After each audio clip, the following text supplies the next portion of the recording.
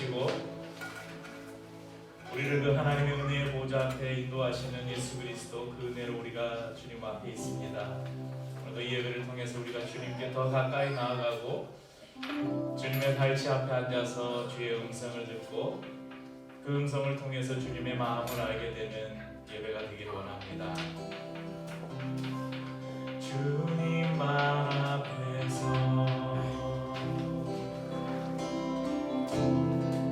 주를 기다리네.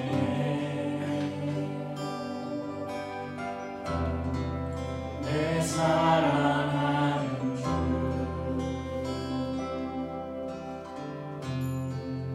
주님만 바라네.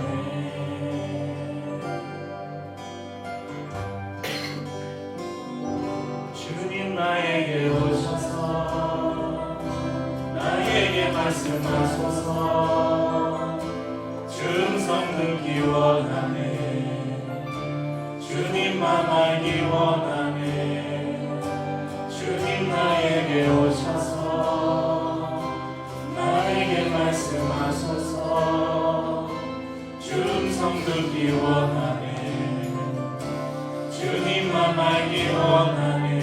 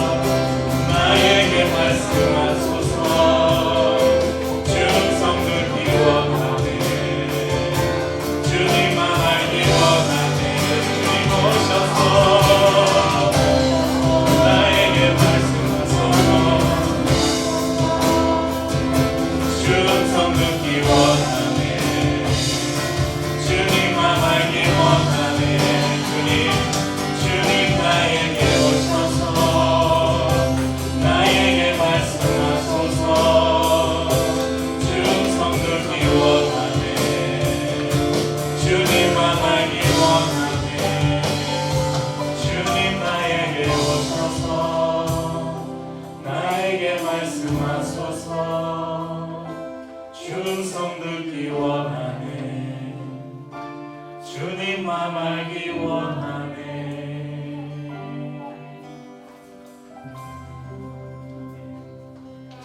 이제 오늘 본문에 나오면 본문을 보면 그 바로 앞에 짧은 이야기가 본문 앞에 한 이야기가 나오잖아요. 저희가 잘 알고 있는 선한 사마리아인 비유가 나옵니다. 이 선한 사마리아인 비유는 우리에게 아주 중요한 질문을 던져주죠. 누가 강도 만난 자의 이웃이냐? 저희 기류의 교회를 설명하면서도 저희 기류의 교회 소망하는 것 중에 하나가 길가에 이렇게 강도 만난 자처럼 쓰러지고 아파하고 있는 사람들의 손을 잡아주고 일으켜서 함께 걸어가자, 그런 비전을 가지고 있는데, 과연 누가 강도 만난 자의 이웃이냐, 이런 질문을 예수님이 던지셨죠. 당시에 제사장, 레위인, 존경받고 사회적으로 명망이 있고 하나님의 사람이라고, 하나님의 율법을 철저히 지키는 사람들이라고 자부했던 그들은 길가에 쓰러져 있는 사람을 외면하고 지나쳤습니다. 하지만 당시 사람들에게 저들은 이방인이라고 개처럼 취급받았던 사마리아인 한 사람은 이 사람을 치료해주고 보살펴주고 자신의 돈과 시간을 들여서 치료해주죠. 예수님이 묻습니다. 누가 이 강도 만난 사람들의 이웃이냐? 이 사건을 통해서 예수님은 당시에 이스라엘 백성들의 이 통념, 유대인의 통념을 완전히 깨뜨리셨습니다. 유대인들이 의로 자랑했던 이 율법의 두 계명, 율법의 큰 계명이 두 가지인데 하나는 하나님을 사랑하고 또 하나는 이웃을 사랑하는 것입니다. 이들은 자신들이 이 계명을 잘 지키고 살고 있다고 자부했어요. 내가 하나님 앞에서 이 계명만큼은 철저히 지켰다. 나는 의로운 사람이다. 그런데 실상 그들이 이웃이라고 생각했던 사람들은 누구였냐면 자신에게 이익이 되는 사람, 자신에게 어떤 도움을 줄 수 있는 사람, 그런 사람들만을 자신의 이웃으로 생각했다는 것입니다. 그래서 그들이 상종하지도 않았던 한 사마리아인이 강도 만난 사람을 도와주는 장면을 통해서 이들이 그동안 자랑해왔던 이 모든 그 율법에 그들은 나는 능통하다, 율법에 나는 온전히 율법을 준수하고 살았다, 이것을 완전히 깨뜨리셨습니다. 그러면서 그들 유대인들에게는 구원 밖에 있다고 생각했던 이 사마리아인을 향해서는 이들이 오히려 하나님 나라에 합한 사람이다, 그렇게 말씀해 주셨습니다.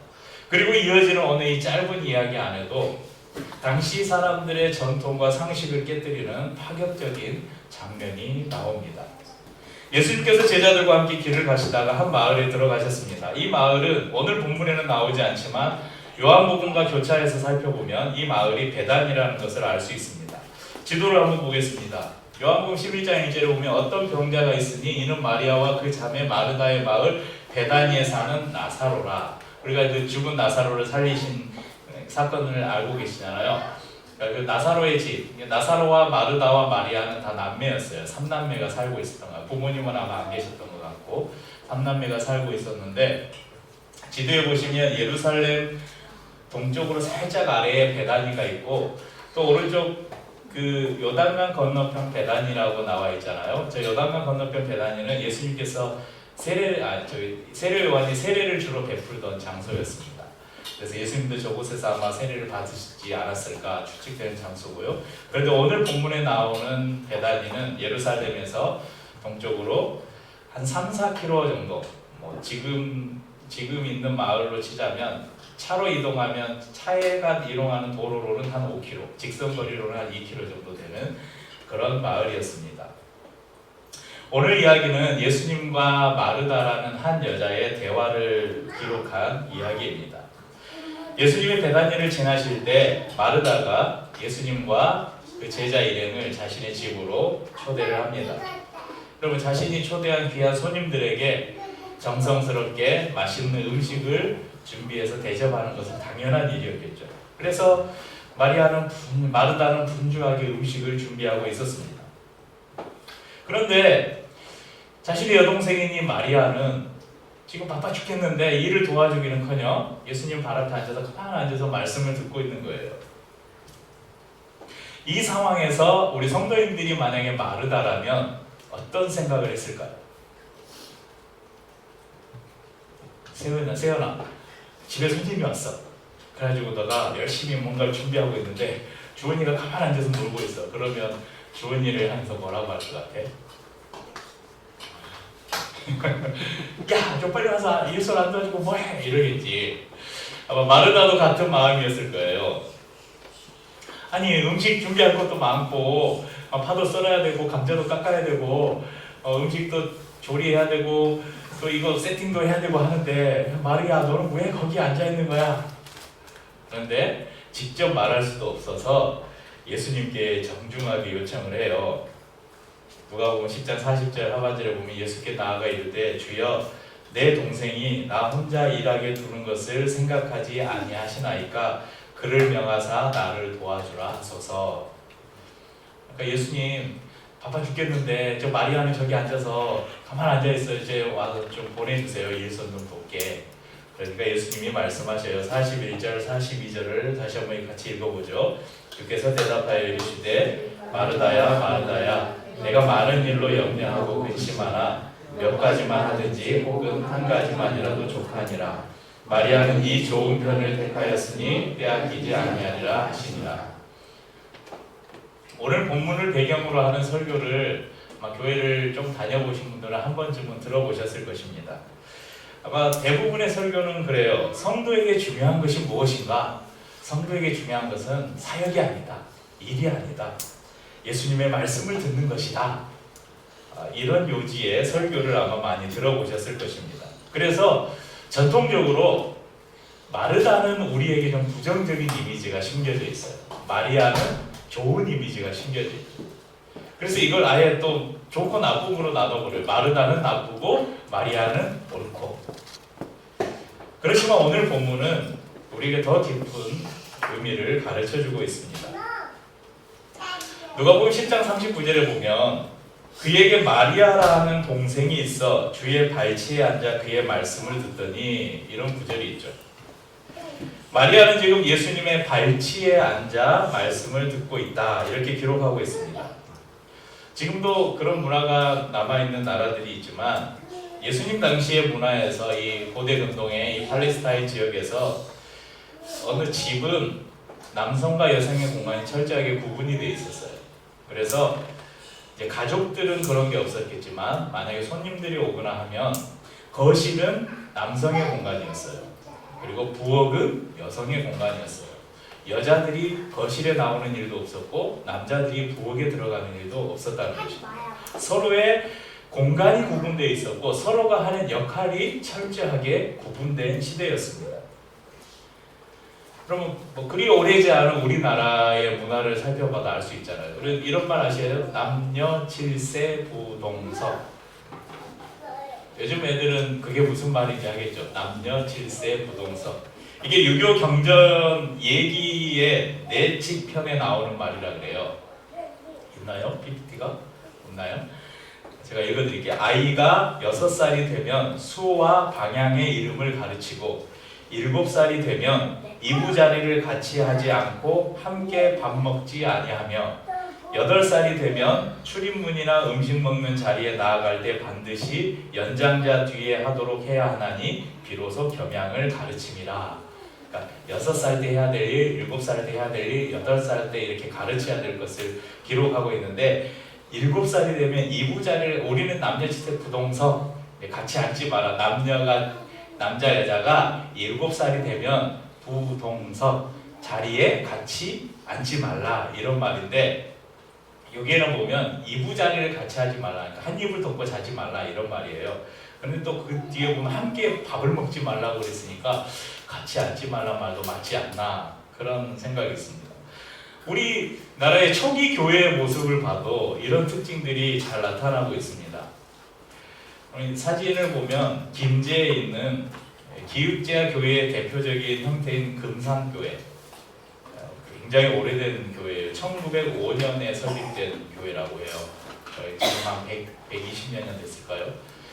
이 내부 실제 교회가 남아있는데 실제 교회가 이렇게 생겼어요. 근데 그 교회를 당시에 예배를 어떻게 드렸을까 해서 이렇게 교회 안에 그 역사관 안에 이렇게 모형을 만들어 뒀는데 당시에 저렇게 예배를 드렸어요. 근데 이게 이런 모양이 우리나라에 아직 많이 남아 있습니다. 그러니까 우리나라의 복음 기독교 초기에는 교회를 지을 때 이렇게 기역자 형태로 지었어요. 그래서 가운데 강단이 있어서 설교자가 이쪽을 보면 남자 성도들이 있고 이쪽을 보면 여자 성도들이 있고 남자와 여자 성도들은 서로를 볼 수 없는 그런 구조로 만들었어요. 왜냐하면 남자와 여자가 이렇게 분리되는 시대였거든요. 출입하는 문도 따로 있었어요. 그러니까 교회를 와도 남자 여자가 모르는 외간 남자와 외간 여자가 서로 부딪히지 않게 그런 문화들이 있었습니다. 그런데 중동이 있잖아요. 중동의 문화는 우리나라의 문화보다 더했으면 더했지 덜하지 않습니다. 지금 현대에도 이슬람 여자들은 얼굴과 상반신을 가리는 히잡이라는 것을 쓰고 다니고 또 어떤 경우에는 부르카라고 아예 눈만 내놓고 온 몸을 다 가리는 그래서 모르는 남자 앞에서 신체를 드러내는 것을 굉장히 부정한 일로 지금도 취급을 하고 있습니다. 이런 문화들이 아직도 남아있죠. 그런데 지금 오늘 우리가 읽은 본문의 장면은 당시의 문화를 완전히 파괴하는 충격적인 장면이 담겨 있는 거예요. 지금 여성의 장소인 부엌이 아닌 남자들이 모이는 거실에, 그것도 말씀을 가르치는 선생님, 당시에 랍비라고 하는데 랍비의 발 앞에 지금 마리아가 앉아 있어요. 발치에 앉는다는 것, 이것은 그 사람의 제자가 된다는 의미를 내포하고 있습니다. 그래서 사도행전 22장 3절에 보면 나는 유대인으로, 사도 바울이 이야기해요. 나는 유대인으로 길리기아 다수에서 낳고 이 성에서 자라 가말리엘의 문화에서 우리 조상들의 율법에 엄한 교훈을 받았고 오늘 너희 모든 사람처럼 하나님께 대하여 열심히 있는 자라. 사도 바울이 자신을 소개하면서 나는 가말리엘의 문화생이다. 당시에 유대인들로부터 가장 존경받았던 최고의 석학인 가말리엘의 문화, 발 앞에서 나는 배웠다. 발치에서 배웠다. 그게 이 문화라는 말이에요. 그런데 놀라운 것은 예수님께서 지금 마리아의 그런 행동을 허용해주고 계신 거예요. 그리고 허용하실 뿐만 아니라 오히려 마리아의 행동을 칭찬하고 계세요. 이건 당시의 사람들에게 놀라운 정말 혁명 같은 일이 아닐 수가 없습니다. 어떤 사람들은 또 오늘 본문을 이렇게 인용해가지고 막 여성 해방 운동, 페미니즘 운동 이런 걸 또 예수님이 여성 해방 운동, 여성 해방자였다, 막 페미니스트였다, 막 이렇게 인용하는데 그건 좀 오버고요. 너무 나간 거고, 예수님께서는 하나님의 말씀을 사모하고 그 말씀을 듣고 예수님의 제자로 살아가려고 결단하는 데는 남녀의 구분을 두지 않았다는 그런 의미입니다. 이제 오늘 사건에는 당시에 그 통념을 깨뜨리는 혁명적인 그런 일이 하나 있었다는 것을 우리가 염두에 두면서 이제 오늘 저희가 나누고 있는, 저희가 지금 동전의 양면이라는 시리즈 설교를 하고 있는데 오늘 그 두 번째 시간입니다. 오늘은 마르다와 마리아 이 두 모습을 통해서 동전의 양면이 뭡니까? 동전의 양면이 있는데 이 두 가지는 반드시 함께 존재해야 가치가 있고 의미가 있다고 말씀드렸죠. 그러니까 오늘 결론적인 것은 마리아의 모습과 마르다의 모습은 우리의 삶에, 우리의 신앙에 항상 함께 있어야 된다는 것이에요. 자, 마르다와 마리아의 대조적인 모습을 한번 봅시다. 마르다는 바빴고 마리아는 차분했어요. 마르다는 부엌에 있었고 마르다는 거실에 있었습니다. 마르다는 일을 하고 있었고 마리아는 말씀을 듣고 있었습니다.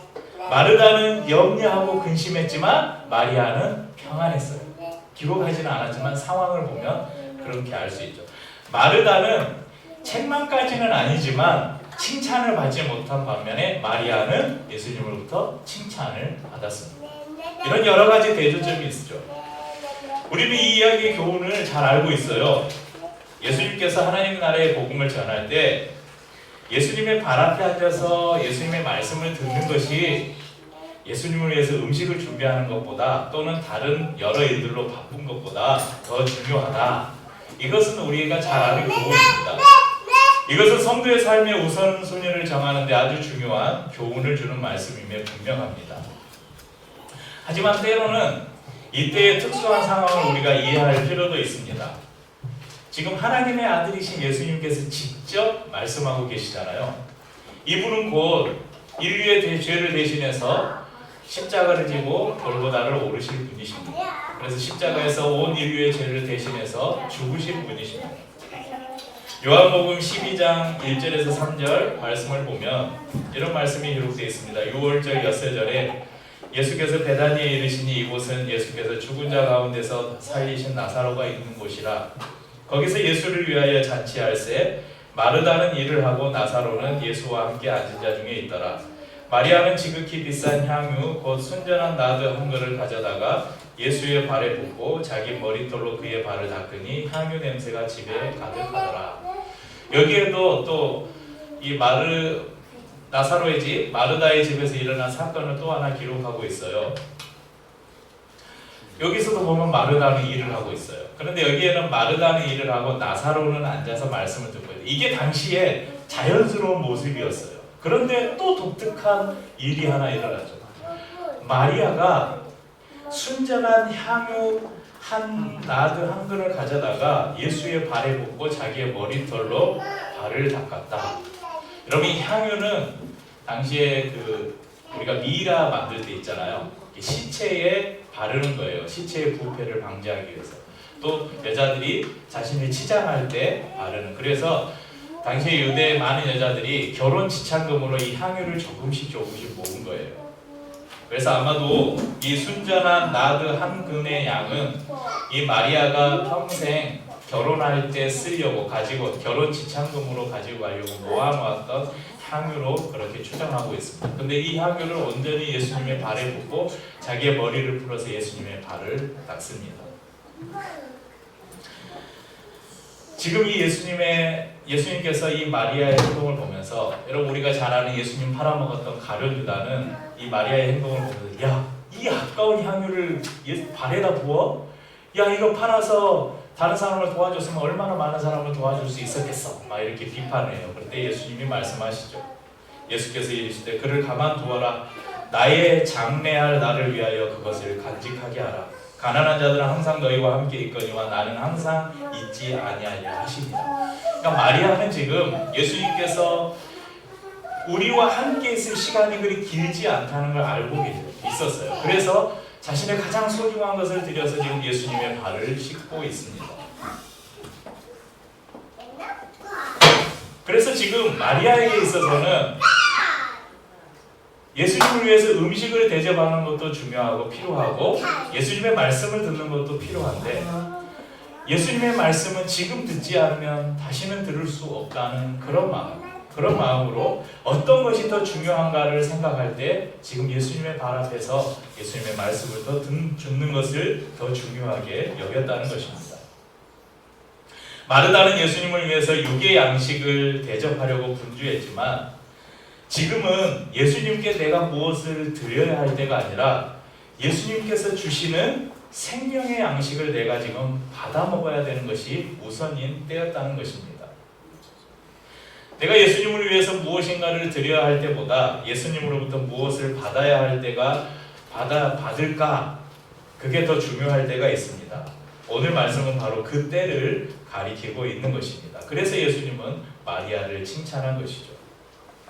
하지만 여러분, 우리의 삶의 모든 상황에서 이 말씀을 똑같이 적용해가지고 모든 것에는 일보다 묵상을 하는 것이 더 중요하다, 이렇게 할 수는 또 없다는 것입니다. 이것이 동전의 양면이에요. 혹자는 마르다를 행동형, 마리아를 묵상형 이렇게 구분해가지고 이것이 옳다, 저것이 옳다, 저것은 틀리다 이렇게 말하기도 합니다. 하지만 성도에게는 마르다의 행동도 필요하고 마리아의 묵상도 필요하다는 것입니다. 여러분, 행동하지 않으면 우리는 밥을 굶어야 되고 묵상하지 않으면 우리는 하나님을 예배할 수 없게 됩니다. 오늘 우리가 이 자리에 모여서 예배를 드리기 위해서 어떤 사람은 청소기를 돌렸고 어떤 사람은 걸레질을 했고 어떤 사람은 쌀을 씻고 밥을 안쳤고 어떤 사람은 여러분들 다 아침에 반찬을 하나씩 만들면서 오늘 먹을 반찬을 만들었고, 그리고 저기 어떤 분은 또 성찬빵을 만들었고, 여러분 누군가 다 일을 했어요. 무엇을 위해서? 예배를 위해서. 또 누군가는 이 예배를 위해서 기도했을 것이고, 또 누군가는 오늘 정성스러운 헌금을 준비했을 것이고, 어떤 사람은 간절함으로 하나님 앞에 지금 나왔고 간절함으로 지금 예배를 드리고 있을 것입니다. 어떤 것이 필요하고 어떤 것은 필요 없다 말할 수 있습니까? 어떤 것이 더 중요하고 어떤 것이 덜 중요하다 말할 수 있습니까? 그럴 수 없다는 것입니다. 오늘 제가 설교를 준비하고 여러분 앞에서 이렇게 말씀을 전하는 일이나 오늘 성도님들이 공동체 밥상에서 함께 먹기 위해서 오늘 비빔밥을 함께 비벼 먹기로 했는데 비빔밥 재료식을 하나씩 정해서 맛있게 요리해 오는 것이나 하나님 앞에서는 모두가 가치 있고 소중하고 의미 있는 일이라는 것입니다.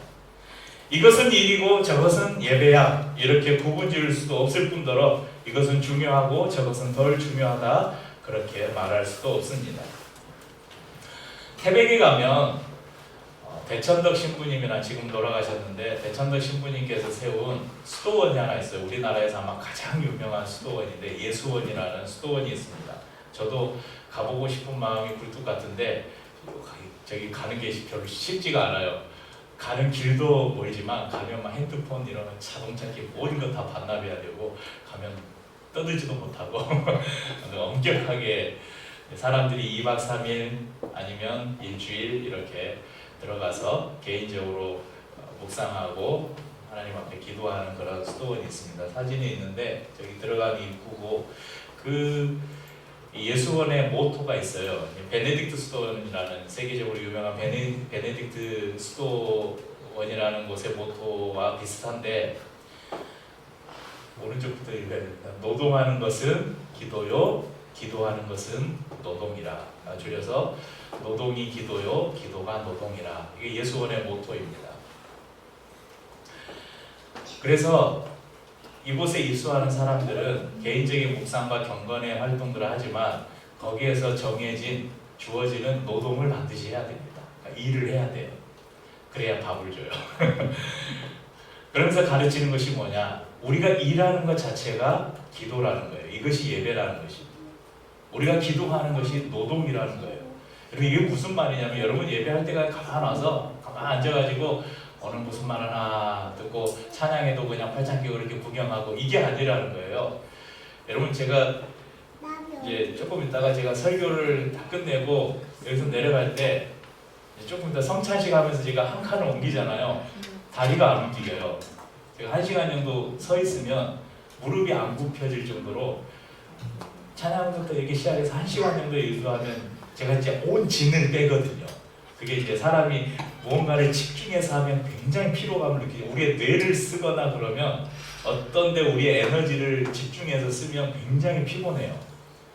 그러니까 예배 드리는 것도요, 여러분 노동입니다. 구경하는 게 아니에요. 우리의 전 인격을 들여서 정말 온몸의 신경과 에너지를 집중해서 찬양하고 말씀을 듣고 머릿속으로 계속해서 그 말씀을 생각하고 되뇌이고 어떻게 적용해야 될지를 고민하고 이런 활동들이 우리 안에 있어야 돼요. 그래서 예배를 드리고 나면 여러분 우리의 영은 충만해서 기쁘겠지만 솔직히 몸이 좀 피곤해야 돼요. 왜냐하면 요즘 일하면 노동하면 힘들잖아요. 몸이 피곤하잖아요. 여러분 똑같다는 것이에요. 어떤 사람들은 막 기도하는 사람들 있잖아요. 기도하는 사람들은 막 1시간, 2시간 기도하고 나면 막 탈진해서 쓰러지기도 해요. 그만큼 많은 에너지를 필요로 하는 것입니다. 노동과 기도, 즉 일과 예배를 구분하지 않고 이 두 가지가 동전의 양면처럼 하나다라는 것을 이 예수원은 그곳에 출입하는 모든 사람들에게 가르치고 있고 혹자는 이렇게 이야기했어요. 저 태백 산기슭에 있는 예수원의 영성이 한국 교회에 넘쳐 흐르고 있다. 실제로 이 예수원의 대천동 신부님의 그 사상과 토지정의나 이런 것은 한국 교회에 굉장히 많은 영향을 끼쳤고 지금도 끼치고 있습니다. 오늘 본문의 사건을 배경으로 한 조안나 위버 사모님의 책이 하나 있어요. 마르다의 세상에서 마리아의 마음 갖기. 저는 책이 하나 있어요. 마리아의 세상에서 마르다의 마음 갖기. 제가 책을 사서 읽어보지는 않고 책의 내용을 간략하게 요약한 것만 예전에 꽤 오래된 책이에요. 거기에 부제가 무엇이라고 잘 안 보이실 것 같아서 제가 읽어드릴게요. 정신없이 바쁜 일상 속에서 하나님과 따뜻한 친밀감 나누기. 저는 이 책의 제목이 오늘 장면과 우리의 삶을 잘 대변해 준다고 생각합니다. 우리의 삶은 너무나 복잡하고 바빠요. 그걸 오늘 책은 마르다의 세상이라고 표현하고 있습니다. 차분히 앉아서 성경을 읽고 그 성경이 말씀하는 바를 묵상하고 그것을 해석해보고 깊은 기도로 하나님과 교제하고 때로는 하나님이 만드신 자연을 바라보고 그것에 감탄하기도 하고 하나님이 내 삶에 행하신 일들을 하나하나 곱씹어 보면서 감사하고 기도하고 찬양하는 삶을 사는 것 쉽습니까? 쉽지 않아요. 목사인 저도 쉽지 않아요. 저도 카페에서 날마다 커피 먹고 커피 내리고 악기 가르쳐야 되고 바빠요. 이런 시간을 갖는 것이 결코 쉽지 않습니다. 그렇기 때문에 우리는 나도 모르는 사이에 마리아의 모습보다 마르다의 모습을 쫓아갈 때가 많습니다. 일부러 그렇게 하는 게 아니에요. 내가 일부러 일을 쫓아서 하는 게 아니에요. 그런데 우리의 삶이, 우리가 놓여진 현실이 우리의 삶을 그렇게 이끌어가요. 그럴 수밖에 없는 상황으로 우리를 몰아넣습니다. 그렇기 때문에 우리는 마리아의 모습을 갈구해야 해요. 예수님께서 말씀하신 더 좋은 편을 택하려고 끊임없이 노력해야 어느 정도 균형을 맞출 수 있다는 것입니다. 한 가지만 더 생각해보고 말씀을 마치겠습니다. 오늘 본문의 행간을 유심히 살펴보면 본문에는 기록은 되지 않았어요. 그런데 성경 전체에 이런 내러티브 있잖아요. 그래서 여러분 성경을 많이 읽어보셔야 돼요. 그래서 성경 전체에 흐르는 이 구속사를 비롯한 기독교가 말하는 정의나 하나님의 마음을 이렇게 살피려면 성경 전체의 흐름을 알고 있어야 되는데, 오늘 본문에는 기록되지 않았지만 이렇게 다른 곳에 나타나는 예수님의 마음을 이렇게 짐작해서 오늘 본문을 이렇게 살펴보면 중요한 것이 하나 있는데요. 예수님께서 지금 마르다를 혼낸 장면은 아닌데 한번 마리아를 칭찬하면서 마르다의 행동이 잘못됐다고 지금 지적을 하고 계세요. 근데 왜 그러셨을까? 지금 마르다는 예수님을 위해서 정성껏 음식을 준비하고 있잖아요. 자기가 먹을 거 아니에요. 지금 예수님과 허기진 제자들을 섬기기 위해서 지금 일을 하고 있어요. 그런데 그것보다 더 중요한 것이 있다. 마리아는 그 좋은 것을 택했다. 이렇게 말씀하셨는데, 한편으로는 예수님께서 마르다를 이렇게 지적할 때 마르다가 뭐라고 그랬어요? 예수님, 이 속마음은 이제 예수님께는 그렇게 표현하지 않았지만 속마음은 그랬어요. 저 여기까지는 안 썼을 것 같아요. 저게 바빠 죽겠는데 도와주지도 않고 마음속에 그런 화나고 막 분노가 있었을 거 아니에요. 그래서 예수님께 쟤 좀 와서 도와달라고 해주세요. 그때 예수님이 아마 그 마리아의 마음을 간파하지 않았을까. 그런 좀 성경 전체의 흐름들을 생각해보면 그런 걸 좀 추측해 볼 수 있습니다. 그러니까 우리도 자주 그런 실수에 빠질 수 있죠. 물론 저도 그런 실수를 할 때가 많습니다. 야, 이렇게 바쁜데 쟤는 무슨 기도한다고 성경 본다고 저러고 있어? 야, 쟤는 아무것도 안 하는데 왜 맨날 내가 일 다 해야 돼? 이런 마음이 있잖아요. 다른 사람을 향한 비판이 하나님을 향한 순수한 마음을 오염시킬 수 있다는 것입니다. 여러 교회들에게서 제가 여러 교회를 거치면서 사역을 하면서 교회 안에서 일어나는 많은 사역들로 인해서 성도들이 하나님께 집중하지 못하고 오히려 탈진해서 교회를 떠나기도 하고, 또 그 안에서 방금처럼 나오는 나는 이렇게 열심히 일하는데 너는 왜 안 해? 나는 일하는데 너는 왜 기도한다고 그러고 앉아있어? 이런 서로를 향한 비판과 정죄 때문에 사람들이 상처받고 교회를 떠나는 일들을 많이 목격을 했습니다. 그래서 교회에만 오면 마르다처럼 일만 하다가 정작 하나님의 말씀은 듣지 못하고 하나님이 주시는 그 평안은 얻지 못하고 돌아가는 모습들을 보면서 안타까움이 많았습니다. 그래서 기류의 교회를 시작할 때 가급적 일을 줄이자. 교회에서 일을 만들지 말자. 또 일주일에 한 번 모이는 이 교회, 한 번 모이는 예배, 성도들에게 최대한 일을 하지 않도록 일을 할 필요가 없게 만들자. 하나님의 발치에 앉아서 하나님의 말씀을 듣고 그 들은 말씀을 성도들과 함께 깊이 나누고 더 깊이 교제하고 쉬다가 가게 하자. 그래서 여러분, 토요일날 제가 청소기를 돌릴 때마다 좀 나와서 시킬까 하다가 아니야, 내가 해야지. 성도들이 조금 편해야지. 예배 마치고도 막 여러분들 뭐 하려고 그러면 빨리 가시라고. 제가 어차피 또 해야 되니까 얼른 가시라고. 그래서 제가 조금 더 한 발 더 움직이고 한 번 더 움직여서 성도들이 조금 더 편하게 하나님께만 더 집중할 수 있다면 내가 좀 더 그렇게 일을 감당해도 되겠다, 그런 마음을 가지고 있습니다. 그렇지만 여러분, 우리가 작은 공동체, 작은 교회지만 교회의 크고 작음에 상관없이 이 일정 분량의 일은 항상 있어요. 또 새롭게 해야 될 일도 성도들이 조금씩 늘어가면서 새롭게 해야 될 일도 그렇게 생깁니다. 하지만 우리가 일에 집중하기보다 하나님께 집중하고 일에 집중하기보다 서로의 지체들에게 집중하는 저희 교회가 되었으면 좋겠습니다. 그렇지만 또 필요할 때 저것은 내가 해야 될 일이다.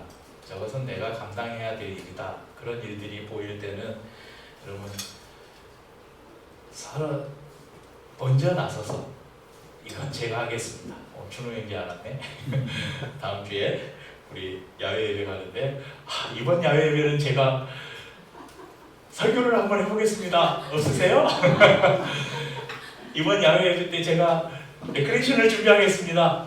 뭐 이런 분 없으신가요?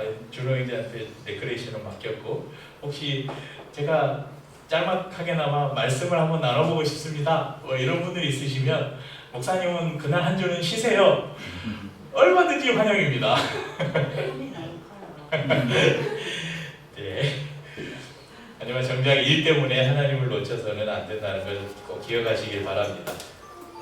또한 우리가 교회에서뿐만 아니라 우리의 이제 이 교회 예배를 끝내고 밖으로 나가서 여러분의 개인의 삶에서 여러분 이 시간이 우리의 삶의 대부분을 차지하잖아요. 일주일의 삶 가운데 우리가 교회에서 모이는 서너 시간의 시간을 빼면 대부분의 시간을 일주일이 70 몇 시간인가요? 일주일의 시간이 24 곱하기 7은 아무튼 많아요.